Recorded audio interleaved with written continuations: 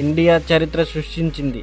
అహ్మదాబాద్లోని Narendra Modi stadium సాక్షిగా భారత్ మరోసారి ప్రపంచాన్ని జయించింది. 2026లో టీ20 వరల్డ్ కప్ ఫైనల్ను న్యూజిలాండ్ను చిత్తు చేసి టీమిండియా వరుసగా రెండోసారి వరల్డ్ కప్ టైటిల్ను కైవసం చేసుకుంది. అసలు నిన్నటి మ్యాచ్లో ఏం జరిగింది, ఆ రికార్డేంటి, ఈ వీడియోలో క్లియర్గా తెలుసుకుందాం. టాస్ ఓడి బ్యాటింగ్ దిగిన భారత్కు అదిరిపోయే ఆరంభం లభించింది. అభిషేక్ శర్మ కేవలం 18 బాల్లోనే హాఫ్ సెంచరీ బాది అందరినీ ఆశ్చర్యపరిచాడు.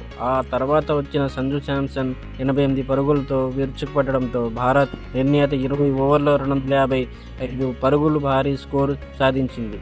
టీ20 వరల్డ్ కప్ ఫైనల్ను చరిత్రలోనే ఇది అత్యధిక స్కోర్ కావడం విశేషం. 256 పరుగుల లక్ష్యంతో బరిలో దిగిన న్యూజిలాండ్ జట్టును మన బౌలర్లు ఊపిరి తీసుకొనివ్వలేదు. ముఖ్యంగా జస్ప్రీత్ బుమ్రా తన యార్కర్లతో 4 వికెట్లు పడగొట్టి కివీస్ నడ్డి విరిచాడు. అక్షర్ పటేల్ తన స్పిన్ మాయాజాలంతో 3 వికెట్లు తీశాడు. దీంతో న్యూజిలాండ్ 159 పరుగులకే కుప్పకూలిపోయింది.